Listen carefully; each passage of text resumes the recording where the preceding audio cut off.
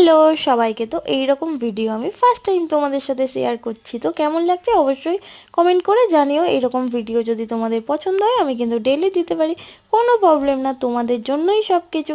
তো এখন দেখো আমাকে এটা শাড়িটা জামাই ষষ্ঠীতে গিফট করেছে।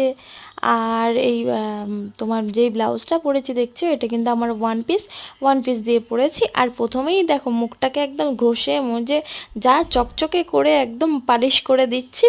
এটা দিয়েছি আমি ময়শ্চারাইজার। তো এখানে দেখো আমি বলছিলাম আমার মেয়ে নখ দিয়ে কেটে দিয়েছে, সেটাই বলছিলাম যে জ্বালা করছে ক্রিম দিয়ে। তো যাই হোক, চলো এবারে পরের পর্ব। ও হ্যাঁ, তোমরা সবাই কেমন আছো? অবশ্যই ভালো আছো আশা করি। সবাই কেমন আছো একটু কমেন্টের মাধ্যমে জানিও, এছাড়া তো আর কোনো অপশান নেই। তো এই দেখো এই আইব্রোটা ব্রাউন কালারের, এটা না খুব ভালো মানে আইব্রো ড্র করা যায়। আমার তো খুবই ভালো লাগে, তোমাদের কেমন লাগে অবশ্যই কমেন্ট করো। আমি কিন্তু এটা দিয়েই সবসময় আইব্রো করি। তো এটার পিছনে কিন্তু একটা ব্রাশ আছে, এইটার ব্রাশটা দিয়ে সুন্দর করে আইব্রোটা দেখো আমি করে। আর দেখো খুলে পড়ে গেলে বট করে। আর এক হাতে ক্যামেরা এক হাতে ব্রাশ, এইভাবে হয় নাকি? আর আমার ক্যামেরাটা না ঠিকভাবে সেটও করতে পারি না, ওই জন্য ভিডিও করতে ইচ্ছাও করে না। কিন্তু মাঝে মধ্যে মনে হয় না ভিডিও করি। আর জানো তো আমার শরীরটা খুব খারাপ ছিল, তাই কন্টিনিউ ভিডিও দিতে পারিনি। তো যারা যারা আমার ভিডিও দেখো মিস করছিলে তাদের জন্য খুব সরি গো। তো এটা কিন্তু সানস্ক্রিন, ভালো করে খোঁজো পাবে। তো এটা কিন্তু সানস্ক্রিন, এটা সামান্য পরিমাণে নিয়ে মুখটাকে দিয়ে দিয়েছি।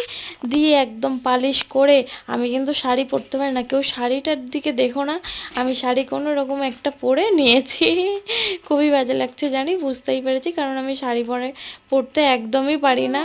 খুব কমই অভিজ্ঞতা আমার, বেশিরভাগ আমার দিদি পরিয়ে দেয়।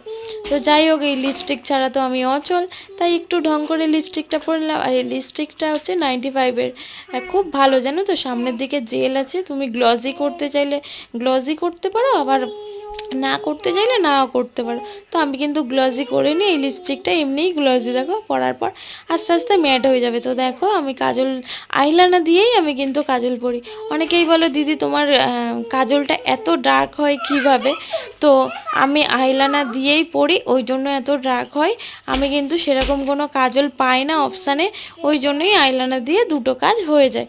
তো আমি আইলাইনার খুবই কম পরি, আমি কিন্তু আইলাইনার পরি না। আর টিপ পরে নিয়েছি, টিপ ছাড়াই তো অসম্পূর্ণ।